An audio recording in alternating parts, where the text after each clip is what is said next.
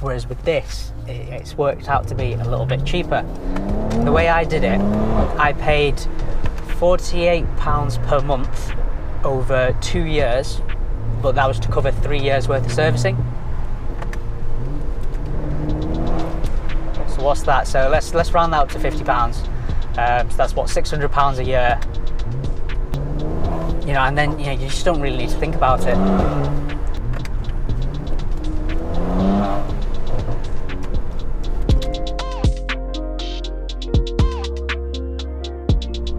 Hi guys, welcome back to another video. No messing about today, we're just going to jump straight into it. I don't really know why, a lot of the car YouTubers kind of shy away from the numbers when it comes to, cars that they own. I'm sure they've got their reasons. At the end of the day, some of you guys watch these videos because, you want to do your research before you actually commit to buying some of these cars. And unfortunately, numbers play probably the biggest role in whether, you're going to get a performance car or not. That's exactly what I'm going to go through today. So I've now had this car for, it will be 3 years in 1 month's time. And spoiler alert, do you know what? The car's been pretty good. I've not had much go wrong with it at all. I suppose since the sun's actually poking out, should we actually open this for once?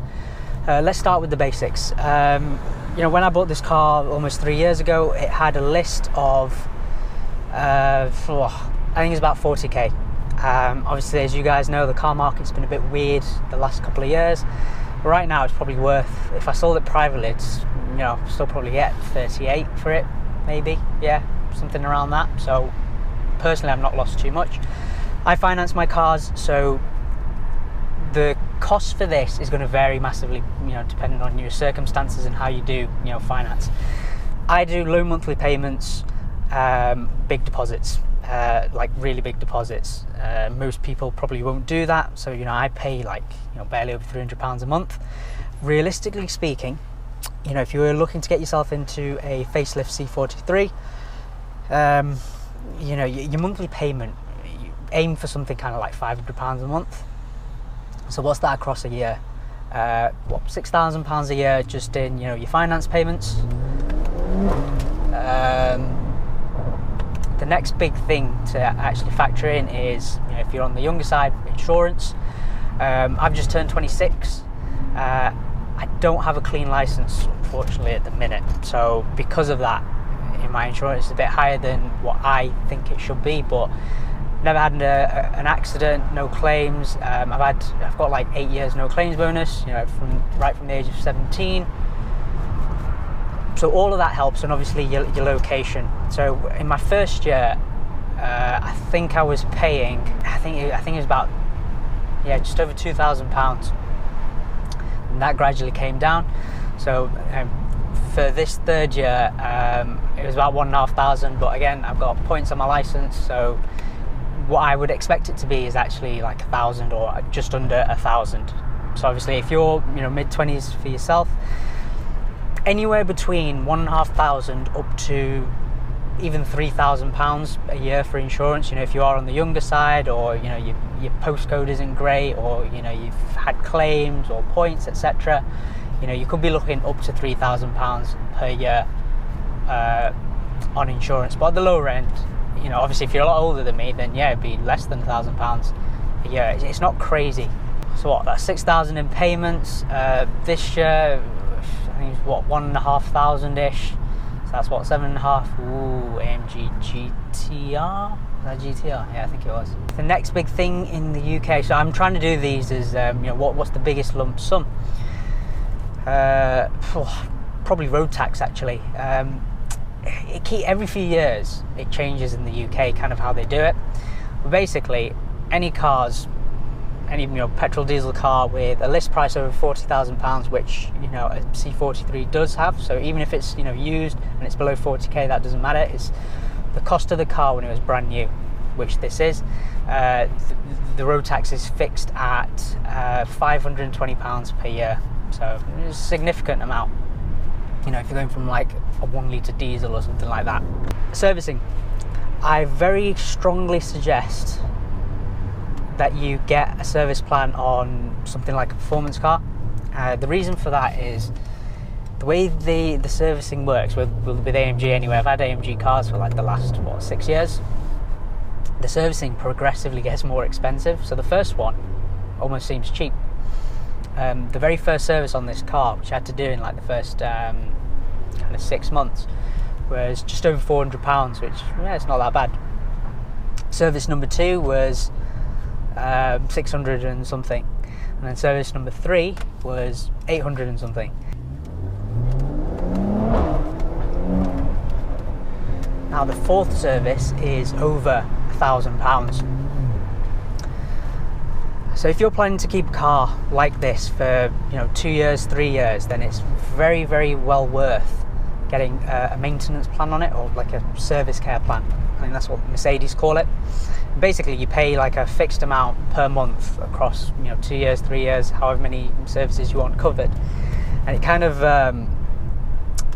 it actually works out a little bit cheaper than paying for the services individually. If you are going to keep the car for a couple of years. That's something I didn't do with my CLA 45, and I lost out on that. Whereas with this, it's worked out to be a little bit cheaper.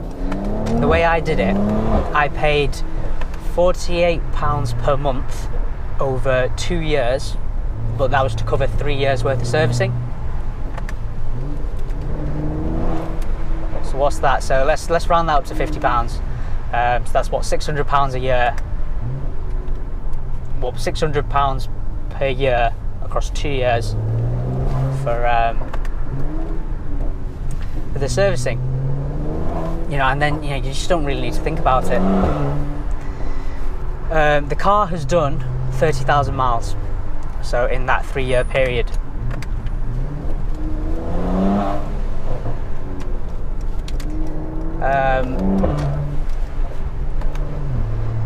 In terms of brake pads, tyres and things like that, so I'm yet to change the brake pads, but they are due. The warning light doesn't come up. It's set to 30,000 miles, which is pretty decent on a performance AMG. So in terms of those costs, I wouldn't get those done at Mercedes, because they'll just rip you off for it.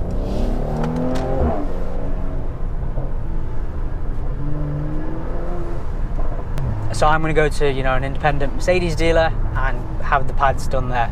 So yeah, 30,000 miles, 3 years. So let's say I've averaged 10,000 miles, but when I bought the car, it had quite a lot of miles on. But it had 9,000 in 6 months or something like that. So I've been doing just under kind of 10,000 miles per year. But for the sake of maths, 10,000 miles per year. Let's talk about fuel, because yeah, petrol's crazy at the minute. The maths for this, I might have to do in the background and lob the numbers on the screen, because it is a Sunday. My mental maths isn't that great. I love the V6. I'm really sad that they're all going to the 2 litre 4 cylinders, but yeah. Anyway, back to the point. On a tank, so motorway mileage and kind of driving around town mixed in with driving stupidly like this, in Sport Plus, you can expect to get 300 miles on one tank. If you're really good, 400. If all you do is motorway journeys, you can get 400 miles. But that's to average it out for every kind of driver, let's work with 300. Now the tank is, I think it's 68 litres or something like that on this, so it's a bit bigger than your standard 50 litre tank.